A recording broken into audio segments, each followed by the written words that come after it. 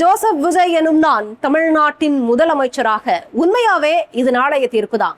வெறும் ஒரே ஒரு அறிக்கையில தொடங்கின இந்த கட்சி 2 வருஷத்துல முதலமைச்சர் பதவி வரலாற்று சாதனை தான். 2024 பிப்ரவரி 2 ஒரு கட்சி தொடங்குறாரு. தமிழக வெற்றி கழகம்னு அதுக்கு ஒரு பேர் வைக்கிறாரு. பேருல இக்கு இல்லன்னு அதை சரி பண்றாரு. கட்சிக்கான பாடல், 2 கோடி உறுப்பினர் சேர்க்கை இலக்கு, அதுக்கு ஒரு செயலின்னு இதெல்லாமே ஒரே மாசத்துல நடக்குது.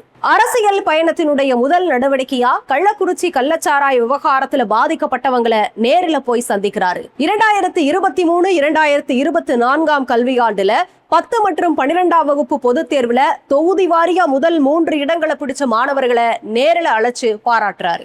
6 மாசத்துல கட்சிக்கு ஒரு பாட்டு, பெரியார் பிறந்த நாள்ல ஷிப்ட் கார்ல ஒரு ரூட்டுன்னு தமிழக அரசியல் களத்தையே பரபரப்பாக்குறாரு. அரசியலுக்கு வந்ததும் முதல் நாடாளுமன்ற தேர்தல்ல போட்டி இல்ல, யாரோடும் கூட்டணி இல்லன்னு சொல்லி 2026 சட்டமன்ற தேர்தல் தான் ஒரே குறின்னு குறி வச்சு அடிச்சிருக்காரு. பாராட்டுகள் எவ்வளவு வந்ததோ விமர்சனங்கள் அதுக்கும் மேலவே வந்தது. கரூர் கூட்ட நெரிசல்ல 41 பேர் உயிரிழந்தது. உயிரிழந்தோர குடும்பங்களை நேரில் சந்திக்காம சென்னைக்கு வரவழைச்சு பார்த்தது, தேர்தல் பயணத்துல அவரை பின்தொடர்ந்து போன இளைஞர் விபத்துல சிக்கி உயிரிழந்ததுன்னு இந்த மாதிரி நிறைய விஷயங்கள். அரசியல்ல இதெல்லாம் சாதாரணமாப்பா அப்படின்னு நாமளும் நிறைய விஷயங்களை கடந்து வந்துட்டோம். அது மட்டுமா, ஜனநாயகன் படத்துக்கு தணிக்கை சான்றிதழ் கிடைக்கல, சரியா தேர்தலுக்கு ஒரு சில நாட்களுக்கு முன்பாகவே படம் ரிலீஸ் ஆகுது.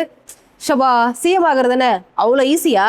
இவ்வளோத்தையும் தாண்டி கல்யாணத்துக்கு தங்கம், குழந்தைக்கு மோதிரம், வருஷத்துக்கு 6 சிலிண்டர் இலவசம்னு வாக்குறுதிகளை அள்ளி வீசி எலெக்ஷன்ல நின்று 108 இடங்களை வின் பண்ணி 3 முறை ஆளுநரை பார்த்து பெரும்பான்மை இல்லைன்னு ரிஜெக்ட் பண்ணி விசிக வருமா வராதான்னு யோசிச்சு நியூஸை படிச்சு ஒரு வழியா கூட்டணி கட்சிகளோட ஆதரவோட 118 சீட்டை வாங்கி ஜோசப் விஜய் எனும் நான் தமிழ்நாட்டின் முதலமைச்சராக வந்து நின்னாரு பாருங்க. மிராக்கிள் தான்.